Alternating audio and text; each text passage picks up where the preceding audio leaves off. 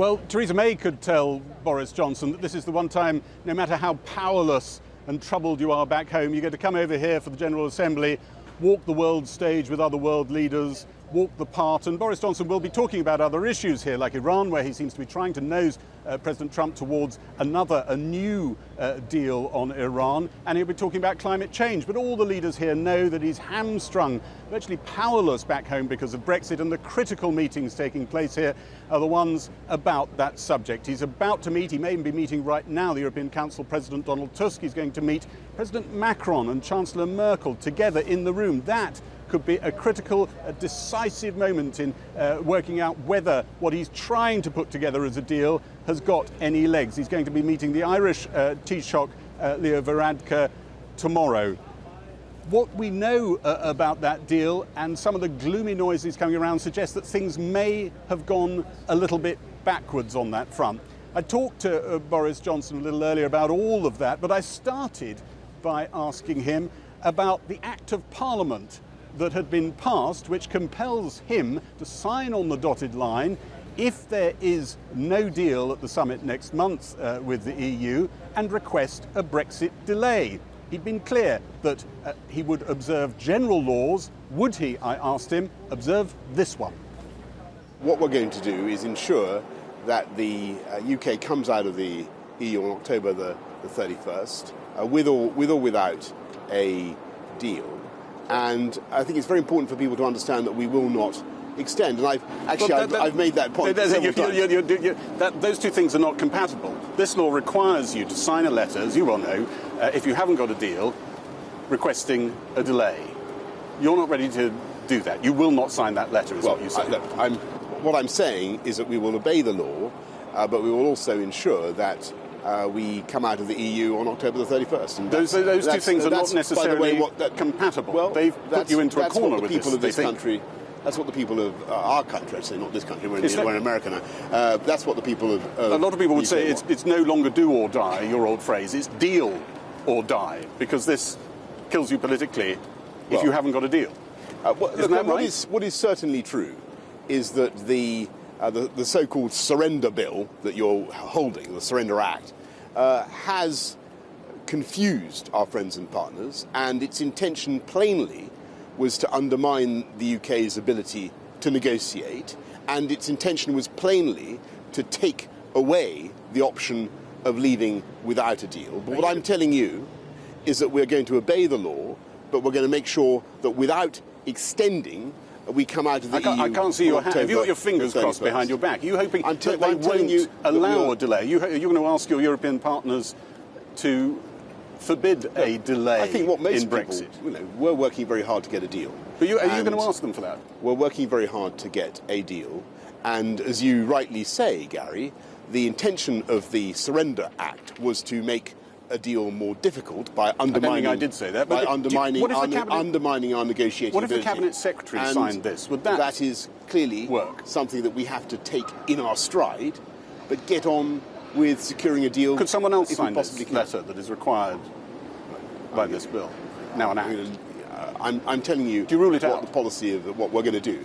And what we want to do is get on and deliver on the mandate of the people and come out of the EU on October the 31st. And actually, I think that would be a wonderful thing and will be a wonderful thing, because it will end the acrimony and the rancour and the fever that we're all currently prone to. We'll see about that. But can I ask you about the backstop and what it is that you're seeking? You don't want the Theresa May backstop. You want a different type of arrangement.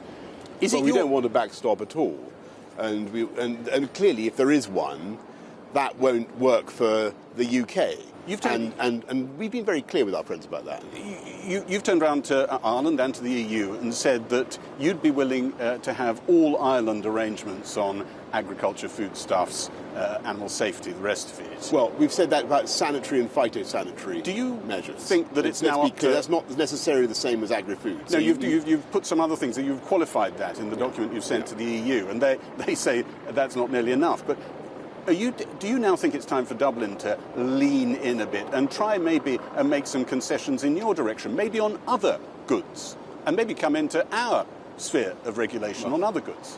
I think what is certainly a good thing is if everybody comes together to try to sort this out, Gary. It's been going on for far too long. People are very frustrated. They're very frustrated also with what's been going on in Parliament, the processes that you describe. They wanted to get Brexit done. They wanted it over the line. I'm going to work very hard to get a deal. Where I've just been having conversations with European EU colleagues right now, and there is a way forward. Do you think it's time for Ireland to compromise a bit more than it has done? I think there's an opportunity for us to get an agreement that really looks after the critical interests of everybody in the EU, including Ireland. So you protect the single market, the unity of the four freedoms of the single market.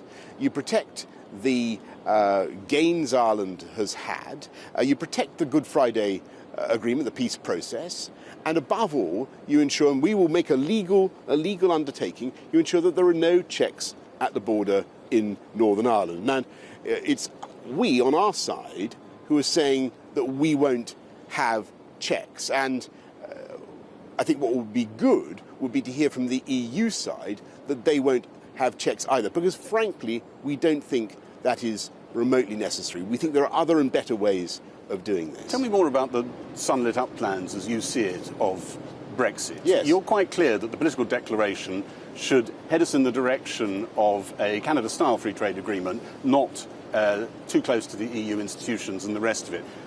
Well, that's right, isn't it? You look when you say too close to, well, obviously we will continue to have conversations with everybody around the world. Are we intending to diverge? This is the question they keep asking. Okay, that's very important. And the clear answer to that, Gary, must be yes, okay, we will, so if necessary. Environmental, consumer protections, worker protections. Both on tariff structures, I was on asking about trade, some other ones. on customs, and where necessary, in future, where the EU adopts a regulation that may be prejudicial to the interests of some cutting-edge British technology, then yes, in future it may be that we will might we not carry on diverge. obeying the ones that we currently have obeyed as members? Might you want to pull away some of those? But don't forget what people talk about, the sort of Singapore dream. You know what I'm asking about, and we've lost sight of that a bit. Is that your destination? I understand it, but don't forget, one of the things that we did was to take all the current corpus of EU law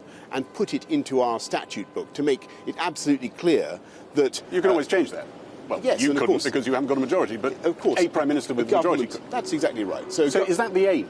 No. To rip up some of that stuff? Well, let me be clear. On social protection, on workers' rights, on environmental standards, we want to keep the existing thresholds, but so what's the point? It may be, well, for instance, it may be that we want to ban the live export of animals, Gary. Well, I don't remember if that was what they were knocking on doors about in the referendum. Were they doing a lot of that? A lot of people, it may be that we want to ban the sale of shark fin soup, Gary, which you can't do at the moment. Maybe you want to ban the sale of shark fins, this which you can't. This sounds like pretty small fry. Well, there are plenty of... one of the biggest convulsions in British political history. On the contrary, I think there are a lot of people in our country who do... You asked about environmental protections.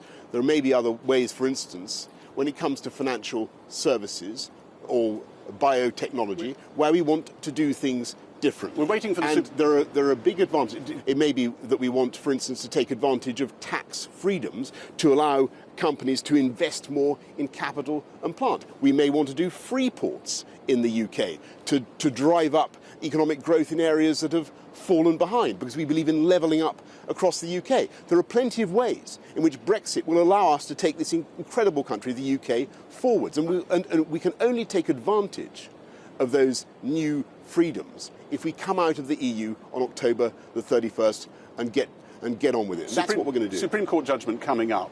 Will you prorogue Parliament again? Will you rule out proroguing Parliament again, whatever they say? Let's be clear what happened. And everybody, I think, has slightly misconstrued what took place. They say that we were trying to stop Parliament from discussing Brexit or discussing your answer to my question might help me know whether you were or not. Are you going to do it again? Let me answer you. I think it was a good idea to have... I'll see what the justices say. So you might do it again. So why would you be doing it again if for any other reason than to stymie Parliament? It was a good idea, and still is a good idea, a very good idea, to have a Queen's speech. This parliamentary session has been going on for longest since the Civil War.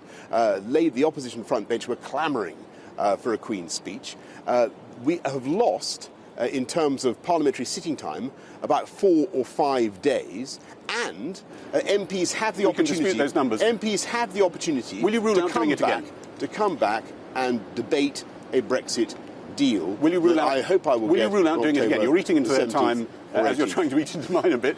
You're eating into their time by having a possible budget to have a Queen's Speech debates and the rest of it. There's a big debate over how much time they really have. Will you rule out proroguing another time? Look, I think the best possible solution for our country is that we're allowed to get on and do a good deal, which I think so. You might use prorogation to get there. Those are your words. Those are your words, Gary. I want us to get on and do a good deal, and then there will be time between the summit on October 17th and 18th for us to consider in Parliament the deal that we have done. And I hope that colleagues will want to vote for it and get this thing over the line. Prime Minister, thank you. Thank you. Thank you.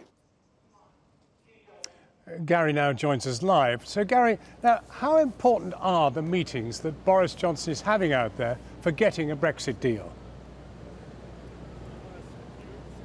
He was trying to downplay that a bit, say don't expect a New York breakthrough, but I understand these are seen as pretty critical moments as to whether his plan really does have a chance. He batted away a question to an American reporter who called out to him a second ago, how's Brexit going? And he said solid. It really doesn't feel like that at the moment. Michel Barnier, the EU's chief negotiator, was speaking in Berlin today, and he said what Boris Johnson's put on the table at the moment looks to him unacceptable. British sources say, well, Michel Barnier's got these two things he constructed, a Northern Ireland backstop, a UK-wide backstop, painstakingly put together. He doesn't want any of them fiddled with. And the real game is with Chancellor Merkel and President Macron. And that game resumes in those talks in there. And I suspect one of the key things Boris Johnson is going to be saying to them, may already have said to European leaders, is don't make my job harder getting a deal through Parliament by allowing the possibility of a delay to the Brexit date. Stick hard to the 31st of October. Don't let that Act of Parliament, which I was talking about there with him, come into play. I suspect he'll be trying to get them to help him out with that. Whether they will or not, we may find out fairly soon. Well, now, Gary, has he had any more to say on the allegations in the Sunday Times that he may have behaved improperly by doing favours for a friend whilst London Mayor? That's right. This relates to the businesswoman Jennifer Arcuri. And yesterday, when a few of us reporters got together and asked the Prime Minister about this, he didn't seem to want to comment. 6 times he was asked and just sort of batted away and said, I'm here to talk about the UN. He's moved off that position today and said everything that was done as Mayor of London was done with complete propriety and in the normal way. So he's shifted the ground there. I suspect everybody is waiting to see if there are any more allegations that come out. I should tell you that Jennifer Arcuri herself put out a statement that appeared with the original Sunday Times allegations, saying that any grants she'd had or trade missions she'd been on were purely in respect of her role as a legitimate businesswoman.